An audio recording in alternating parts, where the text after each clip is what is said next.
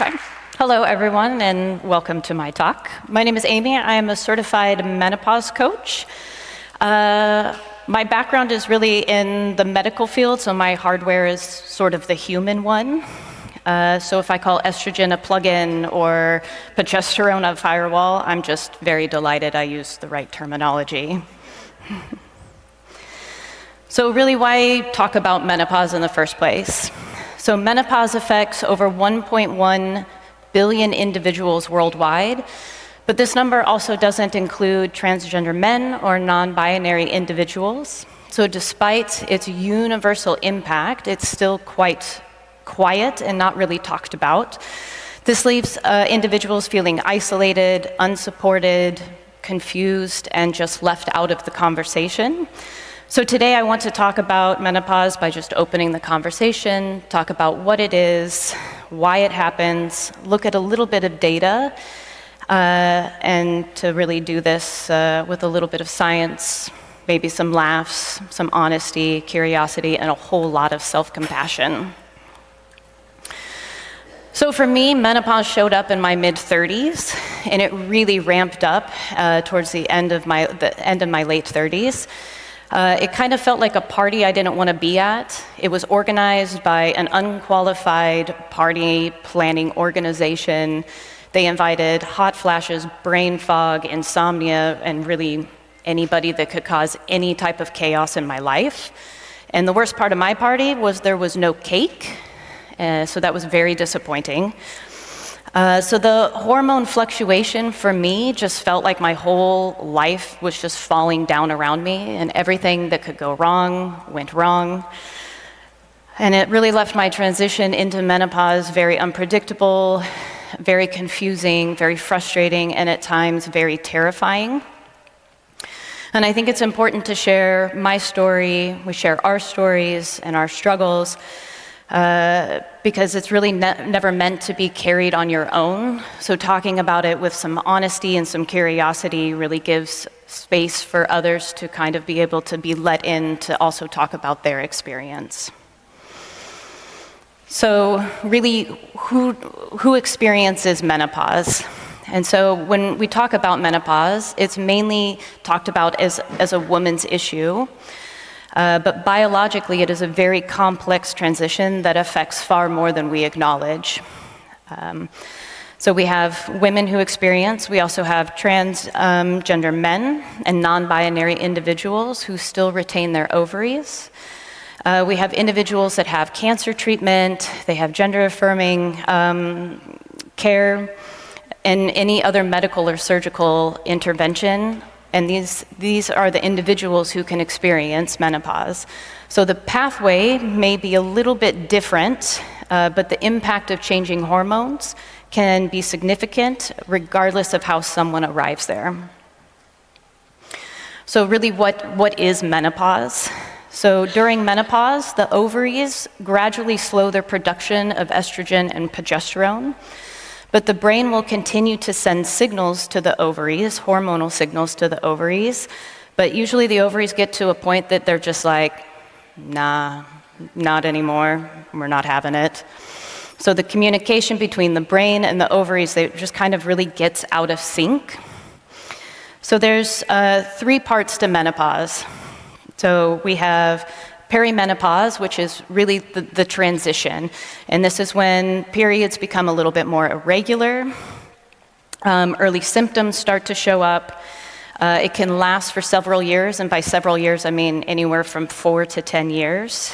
And it can start as early as your 30s. They are starting to discover that it is starting much earlier than they actually are saying that it is starting.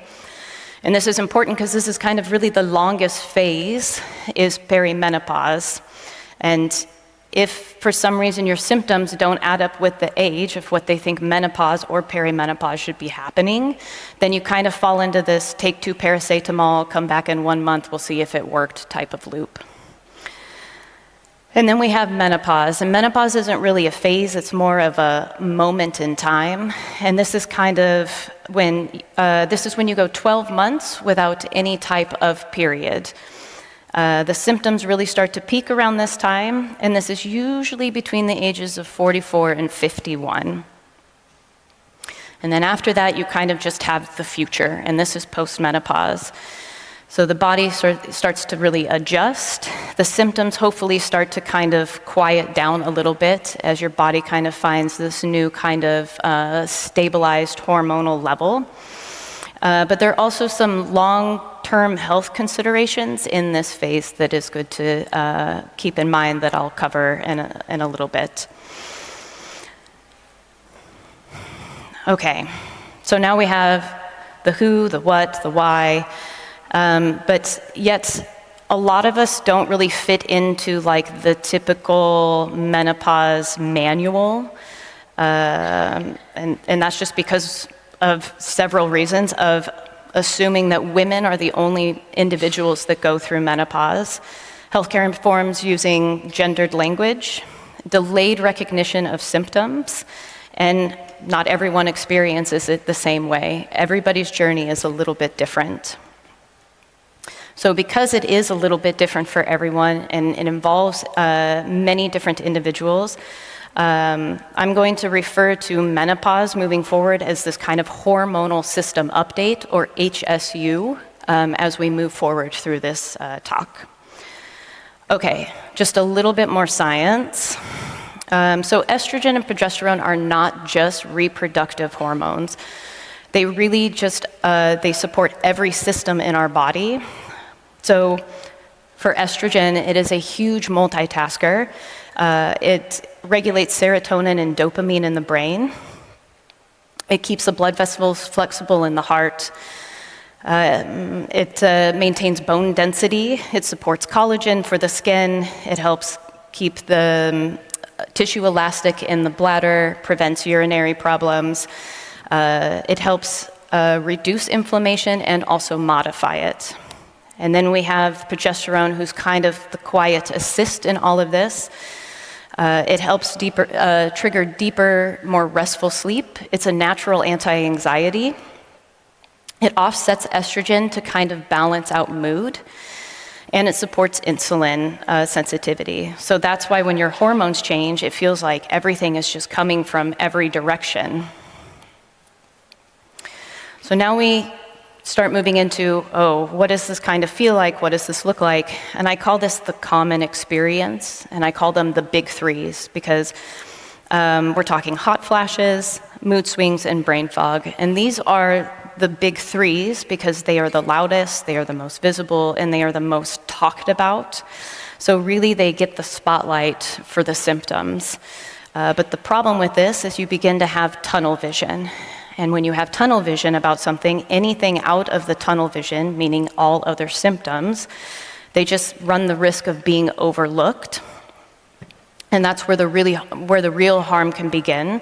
It leads to gaps in care, misdiagnosis, lack of empathy, and honestly some really terrible punchlines to jokes that I think a lot of us going through HSU just don't find hilarious. Okay, so maybe you're saying, okay, Amy, what are the other symptoms of HSU? So some more wider and more common symptoms are things: dizziness, lightheadedness, problems with heart palpitation, problems with your hair thinning out, weight gain, and then again with the skin and some of the other stuff that I talked about that estrogen plays a role in. But in reality, there's actually over 100+ symptoms that have been linked with HSU. And I would love to put them all on a slide so that you guys could see them. But A, we have a limited amount of time, and that really wouldn't be a slide, it'd be more of a medical encyclopedia, and we need snacks and a sequel. So just know that there are many, many symptoms that can go with it. And it's important that not only anyone going through HSU learns about these symptoms, but also people who are supporting us understand what these symptoms are as well. Because you want to be able to connect the dots of what is going on in your life, because you don't want to just treat one symptom, have multiple appointments, come back for another one, and miss the whole picture of really what might be going on in your life. And this is why people end up managing discomfort rather than understanding the actual changes that are going on. So all these symptoms really start to stack up in someone's life, and it can look very different. And so some people, they wake up super tired again just from not sleeping. They stare at their coffee like it's completely betrayed them. Then 9 a.m. rolls around, you're Googling on your phone, where is my phone, on the phone that you think you have lost. Then you go to work, you're in a mid-meeting, and you're negotiating with your armpits to just like keep it cool. There's only 10 more minutes left in this meeting. Lunchtime comes around, someone asks, hey, how you doing? You start crying because they put mustard on your sandwich at lunch when you ask them not to. 2 p.m., no more energy. Your energy has left the building with your will to answer another email, another phone call, or just look someone in the eye. And then you get home, it's time for bed, you're exhausted, your head hits the pillow, and the next thing you know is you have the Netflix sound that just turns on your head, and it's like we're gonna binge watch Anxiety, the entire series. Then the night sweats, your bed becomes a sauna and not a good one. And then this just happens over, and the cycle just keeps going like Groundhog's Day over and over again. And this can be from barely noticeable for some people to full-blown system chaos on a daily basis.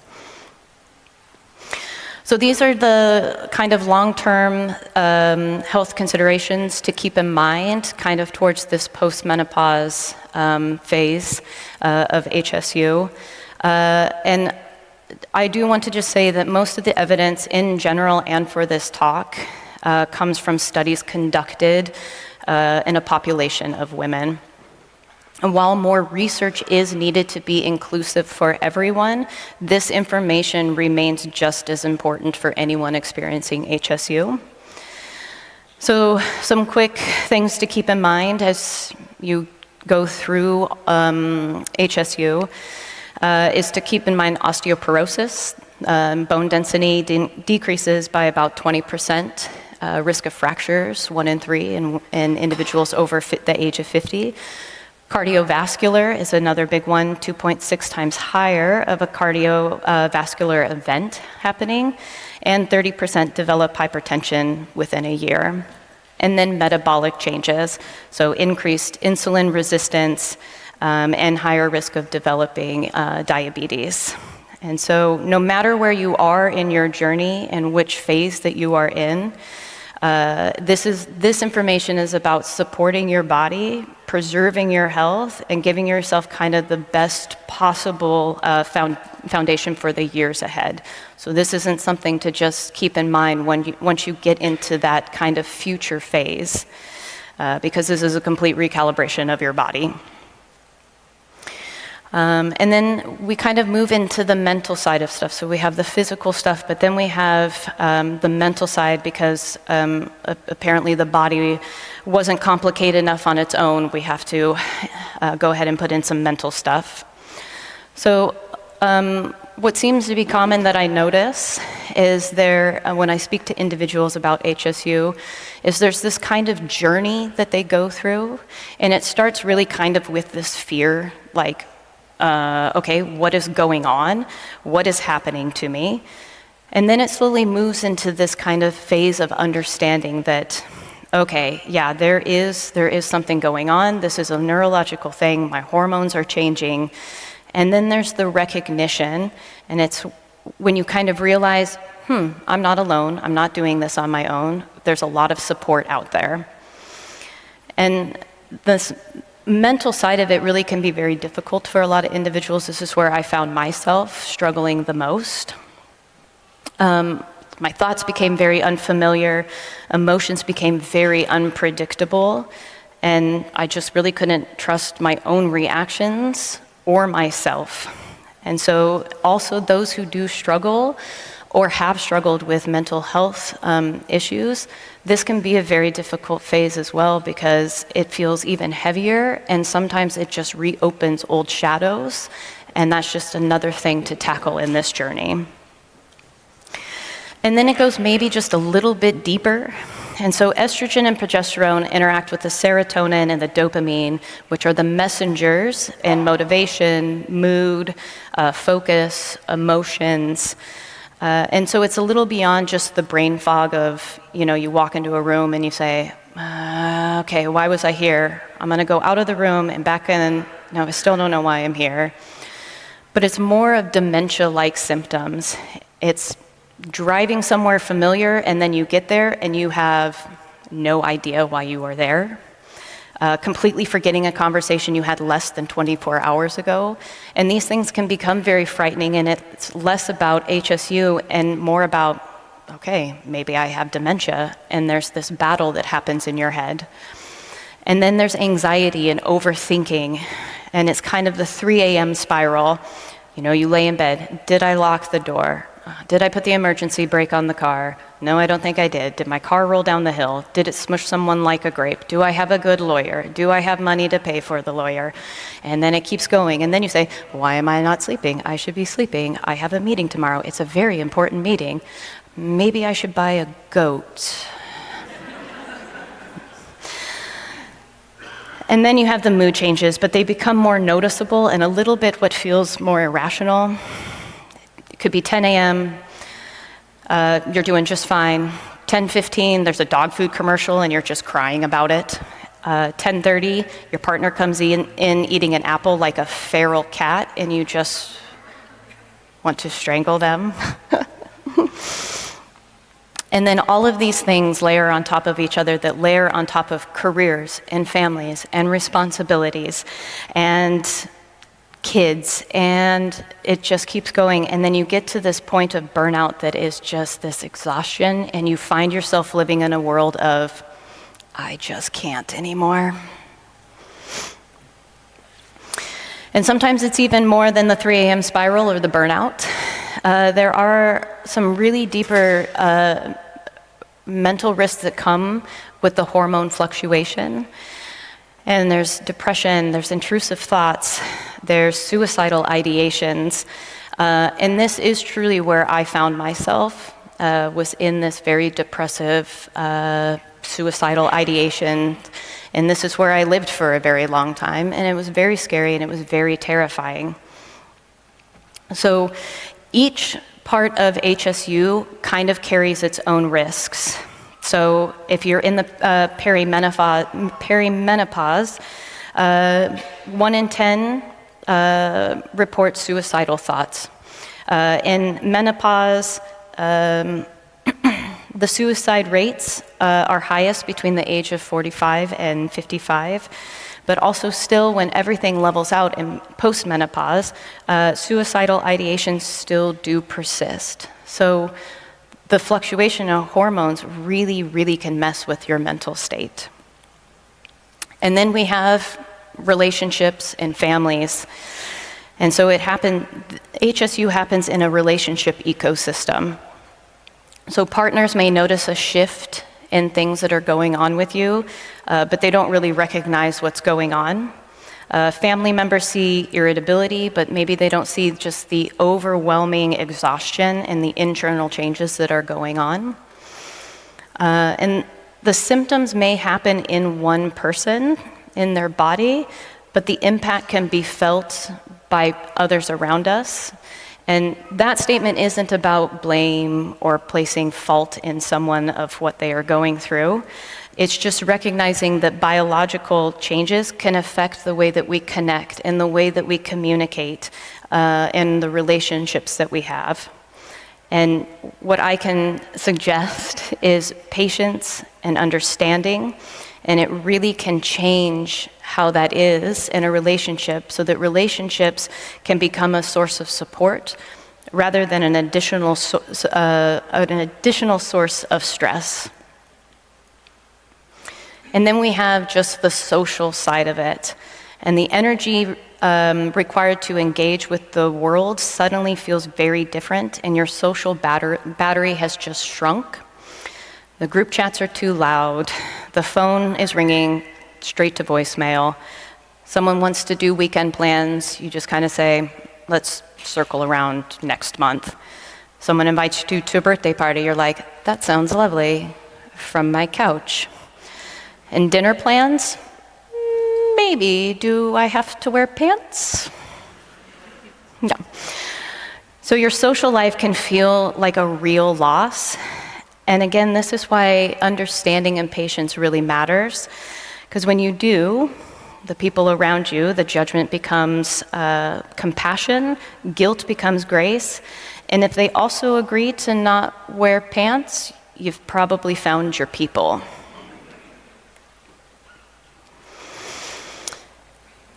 Because HSU is still so silent, there's a lot of pressure and kind of this expectation to just carry on like nothing has changed. So many people continue to say, I'm fine, and while they're masking symptoms, they're struggling through the day, feeling increasingly alone, and just quietly losing confidence. So over time, kind of pretending that you're okay becomes very exhausting, and it can bring this kind of shift in your identity of just who you are, affecting your confidence and really anything else around you about yourself. And this is partially too because we're just kind of asked to just cope with it. Anyone out there that is experiencing HSU, if you feel like you have lost a part of yourself, you're not alone. This is very common. The season doesn't define who you are. And something that can be very powerful and beautiful is it is okay to just say, I'm not okay. And when we say this to the people who are around us who support us, that we say, I am not okay, they are there to help pick us up. Because your worth is not measured in how well you hide your struggles. Now, a lot of us are still going to work during this phase.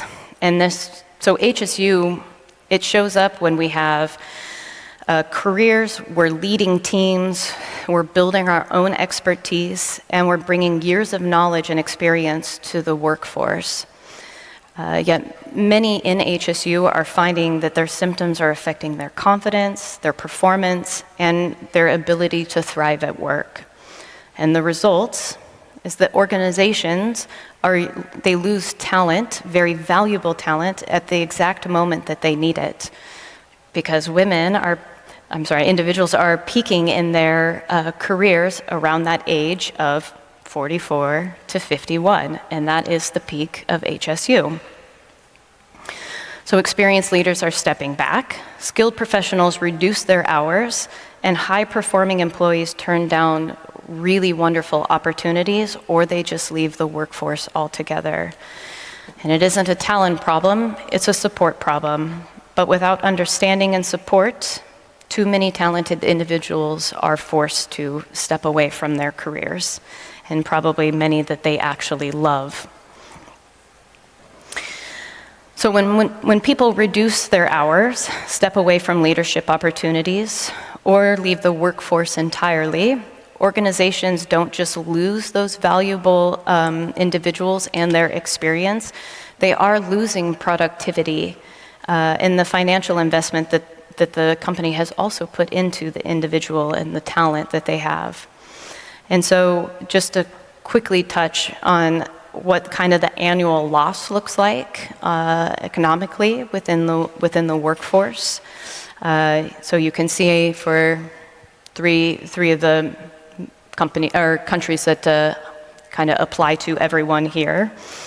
This is the annual loss of money due to individuals stepping back from the workforce. And the cost of that gap is very significant. And again, this isn't about blaming anyone who is in this phase of their life. And in the HSU, really it's far from that. This is just to point out that this loss is actually very preventable.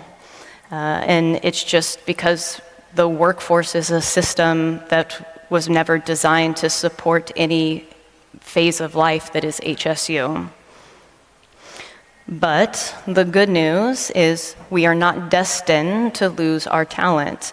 There is a change that is coming within companies. So 45% of employees in the United Kingdom now have HSU policies. In the US, they're doing more with insurance coverage. The Netherlands, they have more well-being. And Germany is also recognizing this kind of economical decrease and starting to create policies as well. And by creating policies, it reduces the stigma. It makes it easier for people to ask for support before they reach the point of just pure exhaustion and leaving their jobs and stepping away. So we don't need to, we need to humanize what billions of individuals are navigating while they can continue to contribute to the workforce. They lead teams, they bring their experience to the table. So how do you really support someone that is in HSU? And there's so many things you can do. I have just listed just a few. But the thing that's really important to remember is that it's not about having all the answers if you are supporting someone or fixing it. That's really not what we need. But what we do need is an environment that is created where we feel understood, we feel validated, and we feel empowered. I think my husband will hate this, but through my journey, I had an amazing support system. He never tried to fix anything. He made me feel loved and heard and seen and not alone. He put in the work to educate himself and to learn about not only what I was going through, but what all individuals go through so that he can be a support just beyond me, but to also be there for others.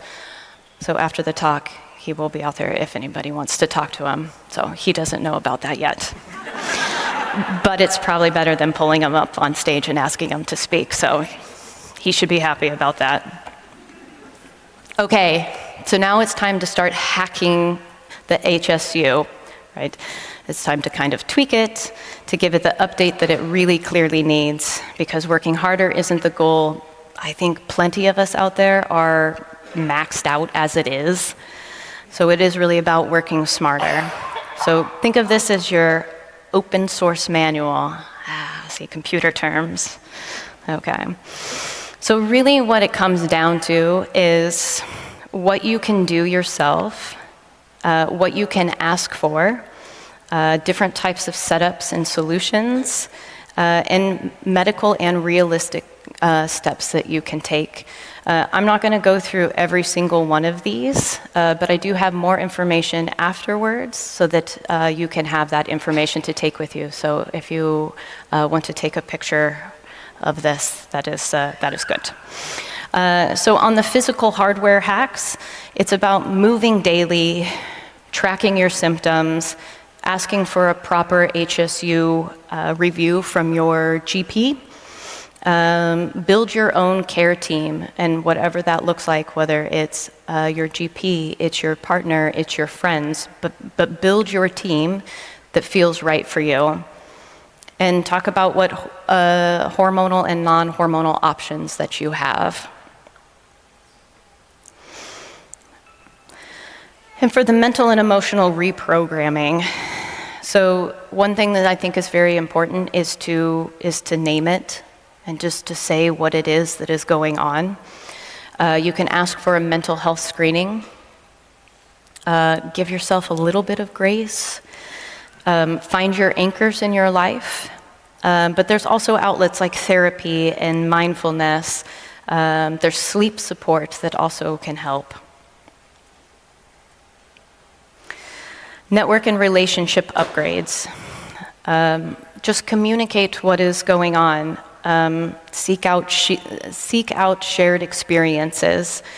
Again, build your chosen family that's around you. Learn about HSU together. Like I said, that was one of the most powerful things that my husband did, was he just educated himself so that when I was in moments of just like throwing my hands up and saying, I have no idea, he was there to kind of help guide. And find support groups. There's plenty of them out there. Listen, we all need to talk about it. Sometimes it's over a glass of wine or a whole bottle of wine, but there are people to talk to about it. And then in the workplace, Understand where your energy window is, and then discuss with your workplace if you can do your work schedule around where you have your energy peaks, and avoid maybe where you kind of find yourself in the valley of your energy. So change your work hours if you need to. Ask your work to change policies, make policies, be involved, help them write the policies. And if you have well-being days, use them. Like I said, you don't have to say I'm fine. You don't have to just cope. You don't have to push through. I mean, you have to take care of yourself first. So putting your well-being over your job, yes, it's easier said than done, but it is possible. So what else is important about hacking HSU is know what is going on in your country or where you live. Know what the standard of care is. Educate yourself as well so that you know how to better navigate the system. But countries are really starting to make some really good strides forward in managing and caring for HSU. So many countries are starting to listen to the symptoms, and they start treatment on how really it affects your life. Know who manages HSU. Is it your GP? Is it a specialist? So figure out how you navigate into the right care. And what is the standard of care with hormones versus non-hormonal treatments? So find out what the standard of care is within your country.